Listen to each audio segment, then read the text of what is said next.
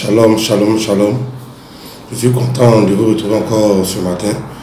Pour ceux qui ne me connaissent pas, je suis le guide Kamal Shem, rabbin d'Israël, prophète et visionnaire. Tout à l'heure, il y a quelqu'un qui m'a posé une question inbox. La personne m'a demandé quelle est la différence entre un prophète et puis un visionnaire. Donc je vais expliquer ceci. Le prophète, c'est celui qui voit les événements à venir. Maintenant, le visionnaire, c'est celui qui voit ce qui se passe dans ta vie à l'instant même.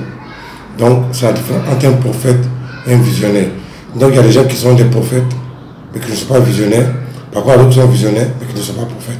Donc, quand on dit un prophète visionnaire, c'est celui qui voit non seulement le passé, le présent et l'avenir d'un individu par l'action des forces divines et du Seigneur.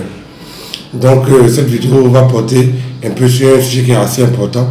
Il y a une soeur qui m'a contacté et qui m'a demandé, elle a sa maman sorcière, qu'est-ce qu'elle doit faire comme action pour neutraliser la sorcellerie de sa maman. Pour rappel, il faut dire que la sorcellerie, c'est la mise en mouvement des forces occultes, des forces sataniques pour détruire la vie d'une personne. Les gens pensent que souvent, quand on parle de sorcier, il s'agit de tuer quelqu'un. Ce n'est pas forcément le fait de tuer quelqu'un qui est une œuvre de la sorcellerie. Ça peut être l'aboutissement d'un processus. Sinon, il y a plusieurs genres de sorcellerie. Il y a la sorcellerie pour tuer, il y a la sorcellerie pour humilier, il y a la sorcellerie pour réduire à néant. Donc il existe plusieurs types de sorcellerie avec plusieurs objectifs. Et la sorcellerie, elle est omniprésente dans nos familles. C'est-à-dire que tout le monde vit plus ou moins les influences de la sorcellerie. Se font sentir au plus gros point dans nos familles africaines. Ce qui a donné l'occasion à certains de se lever, de s'autoproclamer chasseurs de sorciers. Bon, moi ça me fait rire. Quand quelqu'un me dit qu'il est chasseur de sorciers, qu'il attrape les sorciers. Parce qu'en réalité, tu peux savoir que quelqu'un est sorcier. Dans neutraliser ses pouvoirs sorciers, c'est pratiquement impossible. Tu peux seulement te protéger de la sorcellerie ou bien faire des prières et des invocations de retour à l'envoyeur. Là, c'est possible. Mais dire que non, d'attraper le sorcier, il ne peut rien te faire, c'est faux. Je me rappelle d'une année à Dalois où il y avait une dame qui avait été inscrite sur la liste de la sorcellerie. Elle allait de prière en prière, de camp de prière en camp de prière, de prophète en prophète, avec toutes les promesses qu'on lui a faites. En fin de compte, elle est morte parce que les sorciers l'ont effectivement exécutée. Donc, il y a une grande différence entre ce qu'on dit puis ce qu'on fait. Il y a une différence entre ce qui est puis ce qu'on voudrait. Donc, c'est très différent. Donc, la sorcellerie est très efficace, très dangereuse. Et donc, le pouvoir de la sorcellerie est réel. Donc, pour lutter contre la sorcellerie, il faut un pouvoir aussi réel que la sorcellerie, sinon plus puissant que celui de la sorcellerie. Aujourd'hui, nous allons toucher un aspect un peu particulier. Quand nous avons un sorcier dans notre famille, en l'occurrence notre mère, si ta maman est sorcière, que dois-tu faire? Ça, c'est la question aussi que la même personne m'a posée. Que dois-je faire puisque ma maman est sorcière? D'abord, la Bible dit que nous, on ne va pas lutter contre la chair et le sang. Les gens pensent que pour lutter contre un sorcier, il s'agit de rentrer dans sa maison, faire des prières hasardeuses, dire tu es vaincu, tu es vaincu, tu es vaincu, tu es vaincu, transpirer partout, et se jeter, soulever les chaînes, casser les chaînes pour dire oui, qu'on lutte contre la sorcellerie. Si tu as fait du sport, oui, tu as fait du sport. Mais dire que tu as lutté contre la sorcellerie, je ne suis pas vraiment sûr de cela. Parce que les problèmes spirituels se règlent spirituellement et les problèmes physiques se règlent physiquement. Et le problème de la sorcellerie est un problème spirituel, ce n'est pas un problème physique. Donc les ressources pour vaincre la sorcellerie doivent être des ressources spirituelles, des ressources puissantes et spirituelles. Donc, il y a une manière de vaincre la sorcellerie en général.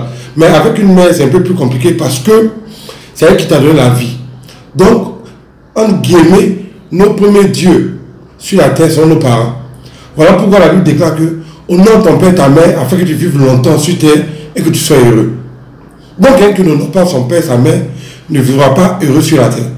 Mais il s'avère dans des cas où ta mère qui est censée te protéger, ta mère qui est censée être le dernier bouclier entre toi et les forces des ténèbres, cette mère-là est l'argent même du diable pour ta destruction. Je ne suis pas partisan des gens qui aiment accuser. Donc, il y a des gens qui manipulent certaines personnes pour dire oui, ta maman est sorcière, il ne faut plus causer ta maman est ceci, ta maman est cela. Mais si la maman de la personne est sorcière et que tu estimes que tu viens de Dieu, la première chose à faire est de neutraliser la sorcière. Vous êtes capable de neutraliser les sorcières. En l'occurrence, les mamans, soi-disant sorcières, puis c'est vous qui semez la zélée dans la famille. Si une maman est véritablement sorcière, je vais vous donner une méthode infaillible pour savoir si votre père ou votre mère pratique la sorcellerie. La méthode pour savoir si ton père ou ta mère pratique la sorcellerie, c'est vraiment très simple. Tu vas prendre du sel gemme. Le sel a toujours eu l'importance capitale dans la Bible, depuis l'Ancien Testament jusqu'au Nouveau Testament, à travers les prophètes Élie, Élisée, Nathan, Esaïe, etc. Eux tous les prophètes, tous les guides d'Israël ont eu à utiliser le sel par la main de Dieu pour accomplir des choses extraordinaires. Donc tu vas utiliser du sel gemme. Mais si tu n'as pas de sel gemme, tu peux utiliser simplement du sel de cuisine. Donc tu prends le sel de cuisine et tu prends le sel de cuisine, tu mets ça dans une assiette métallique et puis tu récites dessus le psaume 35. Tu lis le psaume 35 dessus, 3 fois successivement, et puis tu fais ta prière à Dieu. Pour dire, Seigneur, je t'invoque ce soir, Père, ouvre mes yeux, ouvre mon entendement, afin que je sache si ma mère est sorcière ou pas. Donc à partir de ce moment-là, quand tu viens de prier sur ce sel, tu mets le sel en bas de ton lit. Par exemple, la sorcière va venir te visiter forcément la nuit.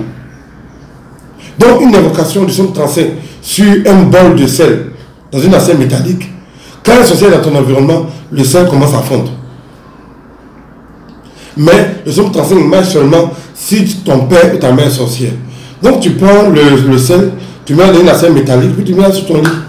Peut-être pendant une période que tu veux, soit 3 jours, 4 jours, une semaine, tu attends, et puis tu vas enlever l'assiette de ton lit. Si ton père ou ta mère est sorcière, elle serait venue te visiter pendant la nuit. Donc automatiquement, puisque tu as resté le psaume 35 sur le sel qui est dans l'assiette métallique, le sel va commencer à fondre lorsque la présence de la sorcellerie va se faire sentir dans ton environnement. Donc si le sel fond, automatiquement tu sais que ton père ou ta mère est sorcière. Mais si le sel ne fond pas, alors tu sais qu'ils ont accusé tes parents gratuitement. Donc que le Seigneur nous bénisse. C'est une courte vidéo pour que vous sachiez comment savoir si ton père ou ta mère pratique la sorcellerie. Ne vous fiez plus aux prières hasardeuses, ne vous fiez plus aux prophéties hasardeuses, des prophéties inventées, des prophéties mensongères qui créent la division et qui créent le désordre dans votre vie. Quand vous finissez de vous diviser avec votre famille, ceux qui ont parlé, ils retournent dans leur famille. Ils vont s'asseoir avec leurs femmes, leurs enfants, ils mangent bien, ils vont dormir. Parce que quand tu es en guerre continuellement contre tes parents qui sont peut-être innocents. Voyez-vous. Donc que le Seigneur nous bénisse, que le Seigneur nous aide, que ce soit avec nous. Et la sorcellerie sera vécue par les invocations d'Israël. Shalom.